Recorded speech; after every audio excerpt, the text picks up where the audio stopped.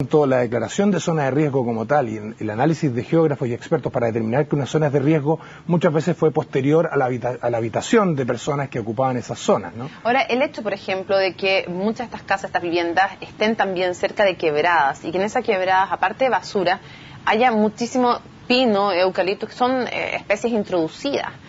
¿Es también un factor importante en la magnitud de los incendios que estamos viendo? Más bien habría que analizarlo desde la lógica del riesgo, como una situación en la cual en Chile estamos casi como territorio completo sometidos a alguna de esas variaciones, ¿cierto? Tenemos los riesgos tsunami en la costa, tenemos los riesgos de quebradas en la zona montañosa, tenemos riesgos de volcanes en la zona sur, ¿cierto? Lo que pasó en Chaitén, tenemos riesgos de incendio como el caso de las zonas forestales. El caso de Valparaíso, en este caso, sí nos demuestra que el trato que tiene que tener una ciudad respecto a sus zonas de riesgo, tanto boscosas como de quebradas, que se inundan en invierno y que además son riesgo de quema en verano, en época seca, nos habla de una situación en la cual no solo debemos sorprendernos negativamente como lo que ha pasado estos días, sino también de que las ciudades que están en mismas condiciones han tomado decisiones de planificación previa y prevención que parecen ser más inteligentes, ¿cierto? Y hablamos de las zonas de cortafuego, que separan vegetación para poder evitar la propagación del fuego. Hablamos de cosas incluso más simples, ¿cierto? Como es la habitabilidad de personas en zonas de riesgo y también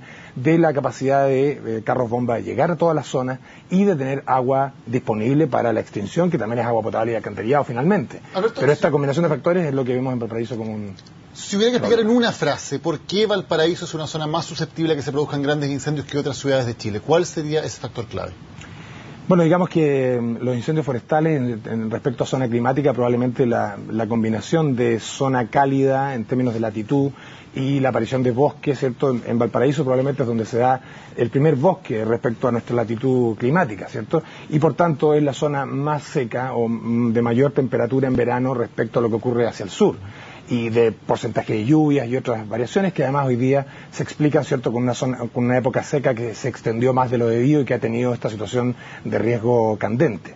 Y por lo tanto, claro, en esa situación Valparaíso es una de las primeras condiciones urbanas que requiere un trato específico para esa condición de riesgo de bosque seco. Mucha gente nos decía, aquí se construyó y esto se quemó hace un año, se quemó hace 3 años, hace 10, se volvió a construir, se quemó de nuevo. ¿Hay sectores de Valparaíso que hoy están habitados en los que no se debería volver a construir después de este incendio? Yo creo que esa es la pregunta que nos hacemos en general desde todo instrumento de planificación territorial respecto a territorio de riesgo. Como lo decíamos antes, Chile entero es un territorio de riesgo. Por lo tanto, lo que debemos hacer es saber cómo resguardar la habitabilidad de ciertas zonas y otras no, restricciones y permisos. En el caso, yo diría que uno se puede aproximar a estos temas desde 3 escalas. Una es la escala de los instrumentos de planificación territorial que deben normar dónde habitamos y dónde no habitamos con vivienda en zonas de riesgo. Muy probablemente prohibitivo de vivienda. Pero hay otros tipos de edificaciones que sí pueden estar en zonas de riesgo, qué sé yo, una caleta pesquera en un borde costero es comprensible, o un puerto en un borde costero es comprensible que ahí esté.